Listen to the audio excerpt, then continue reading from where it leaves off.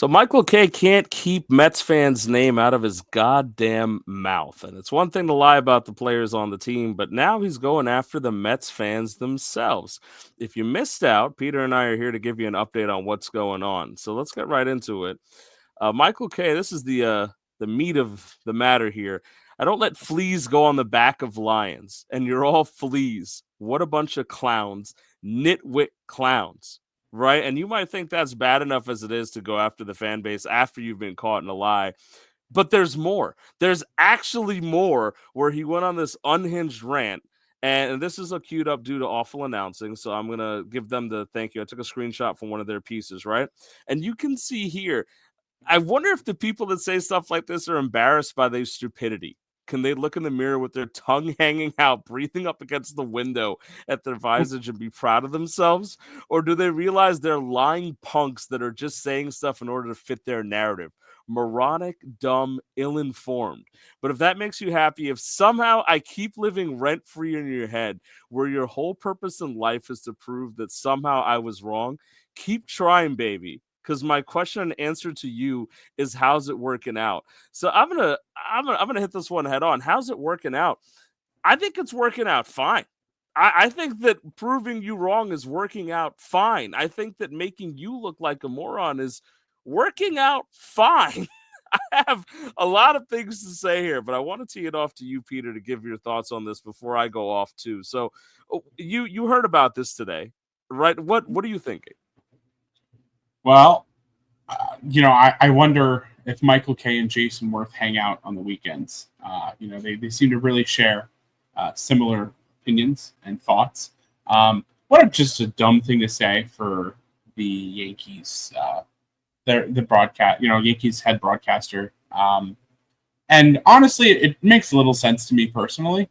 Um, it does seem like his main goal here was he took a shot at a Mets podcast, Mets Up podcast, because they did straight up call him liars. They called him a liar, and the reason why they called him a liar is because before Juan Soto signed, the only thing out of his mouth was whoever's going to offer him the most money, that's where he's going to go. And I guess he just assumed that would be the Yankees, but he didn't go to the Yankees. He went to the Mets, and Michael Kay didn't seem to like that. So all of a sudden, he changed his narrative to insiders told him that he only went there because his family wanted him to go there. So you're talking out of both sides of your mouth. It's either he went to whoever gave him the most money, or his family told him to go. So which one is it, Michael Kay? Which one helped you feel better about Juan Soto choosing the Mets over the Yankees? Yeah, I mean, so there's so much about this that pisses me off, and it's not the shit throwing, like the insult stuff, because that's lowbrow. Anybody can call me a moron. I've been a Mets fan all my life. The amount of things I've been called, it really doesn't bother me if you call me a moron. I've been called worse by random people. So that's not actually the part that bothers me.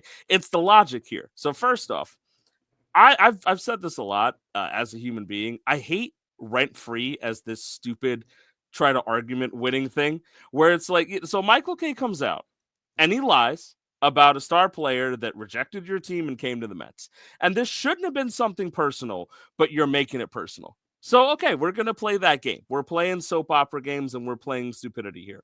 So, you made it personal. You're upset because we're the new partner in town and you guys are the jilted ex. Fine.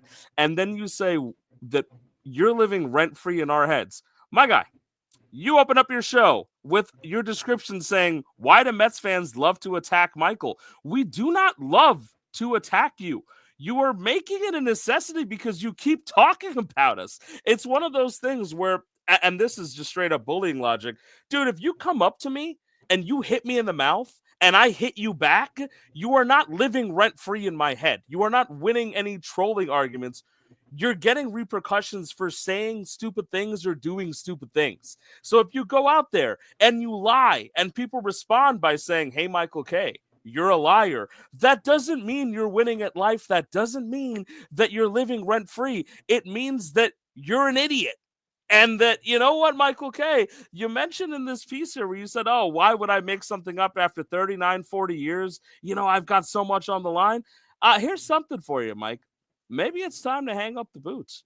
maybe it's time to say at the end of the day, I could have been honest and said I had bad sources. I could have doubled down, and it's just you chose to double down instead of being honorable and saying I might have had bad info. I might have said the wrong thing. You went ahead and said no. It can't be me that's wrong. It's got to be these Mets fans. So you go out and insult them up and down. But it doesn't work that way. You don't get to launch the bomb and then get upset when people you knew what you were asking for. Like, what did you think? People were going to go over and take the train to the Bronx and say, oh, Michael Kay, thank you for saying Juan Soto is miserable with the Mets, when first off, it's bullshit. And secondly, nobody even, like, what is that supposed to do? Pat the Yankees fans on the back so they can sleep better at night? Oh, well, Juan Soto rejected us, but at least he's not happy where he's playing, and he's happy. He's fine. He's flipping bottles for the Mets. He's buying Starling Marte a portable gaming system. I think Juan Soto and his $765 million are doing fine. I think he's fine. I can't imagine that only the family, like, and even if it was that, right? How low are you as a person to be like, you know what? By the way, Soto's struggling right now. Let me talk about the fact that his family guilted him into signing with the Mets. Or it's a bit of a joke, isn't it, Peter? Absolutely. Yeah, like you said, even if he did it for his family, so what? He's a family man. Good for him. I mean, look at it this way: he's getting paid more money to stay in the same state that he was already living in. So yeah, why wouldn't they? The Mets and Steve and Alex Cohen have really built a wonderful family atmosphere for the players. Every single person that's played for the Mets under the Cohen regime has said that. And people have said that they signed with the Mets because of that, or re-signed for players that have already experienced it. So for that to be some sort of, gotcha, he even if it's true, even if he did sign because of his family, that's not a gotcha moment. So what? It's fine. It's okay. Oh, they gave him a suite. Okay. Your team is the stupid idiot that didn't sign Juan Soto because of the suite. Oh, Derek Jeter didn't get one. Okay. So what? Right, because I think that's the funny thing. If that was true, and I know it's not, and I'm going to stick to what the Mets Up boys are saying, I will agree that he's lying, right? But even if it was, how pathetic does it look that the historic Yankees then, the prestigious 9,000 ring New York Yankees, lost the player who got them to the World Series over a suite? So that's your argument? Juan Soto's unhappy, and the Yankees couldn't offer him a suite, and so that's the difference. The Yankees couldn't make his family happy, so that's why we let him go. You're gonna run on that hill and die on that hill. That it was the right decision. Juan Soto's a bad person, and now he's unhappy because of it. Asinine. And for again, it just pisses me off because Rent Free is I hate these people, this new trolling Mets for clicks environment type of thing, because it's stupid and it's low. Your radio show was unsuccessful, regardless of what you were saying. You're not the guy that you used to be, and you're not living rent free in Mets fans' heads. They're messing with you because you said something stupid, and clearly you're miserable about it because you wouldn't let it go. And he keeps saying something. It's not like if he'd stopped talking about the Mets fans wouldn't say anything about Michael Kay. Like, this is, and it seems to be a symptom of Yankee fans in general. And honestly, like, I know this part's going to sound like a shot, but it really isn't. It's a genuine question. The Yankees and their Yankee fans used to have this sort of dignified aura with them to an extent. I mean, there's always idiots. There's always going to be idiots in every fan base, right? Yes, but like even like if you listen to the Mets the Yankees advertisements on the radio, there's royal music playing in the background. It's supposed to be this like where this stadium is prestigious and we've won the most with the championships in the sport, and you're crying over a player that got traded to you and only played one season. That's you're acting like children. Honestly, and I'm not afraid to say it, you're acting like Mets fans under the Wilpons. Like, quite honestly, like that's what you're acting like. You are acting like what you used to make fun of all the time. Right. I don't get it. And on top of this, too, to touch into the fact that this is kind of like the pick me, like, please look at me behavior that, yes, was characteristic of sometimes Mets fans during the Wilpon era where we were looking to just be on the map and have attention. You sent me a tweet that I'm going to put on screen, of course, of what Michael Kay is doing next week, right? So he next week apparently is going to be at Citi Field at the tailgate, and he's just smarmily saying he want to talk with all the great fans. I'll be the tall guy with the long face. Looking forward to seeing the faces behind all the kind words. I don't want to believe, like, if this was an earnest thing, I would probably sit there and be like, you know what? Maybe Michael Kay is not that bad of a guy, right? Like, maybe this is actually he wants to just he's talking out of his ass. He wants to just laugh with some people in the parking lot. But when you call us fleas, when you call us moronic, that's not banter within. There are people that I like that if they spoke to me that way, I might sock them in the mouth.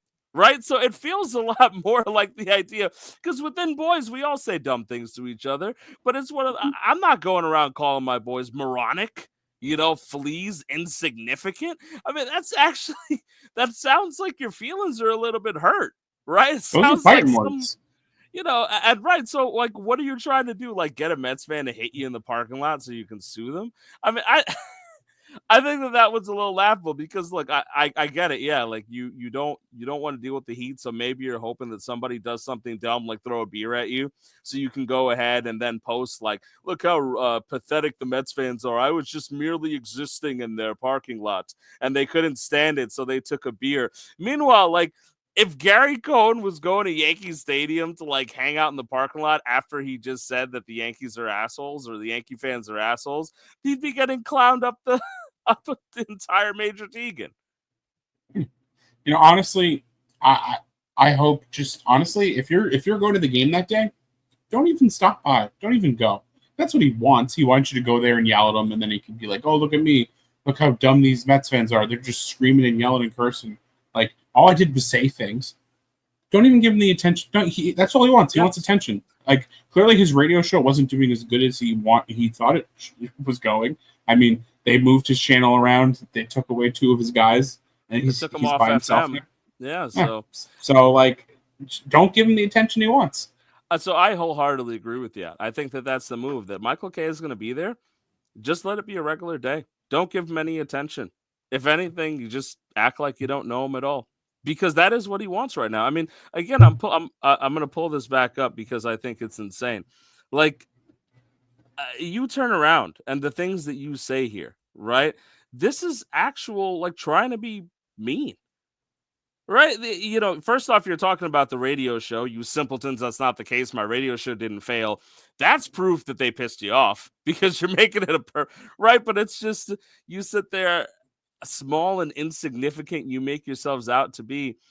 I never saw a little brother behavior from the side of the Yankees. And I never thought that it was going to come from a guy that I was told was supposed to be an honorable guy. We have Yankee fans who come on this pod with us, right? And they tell us, hey, this is Michael Kay is a good guy. Michael Kay is a respected guy.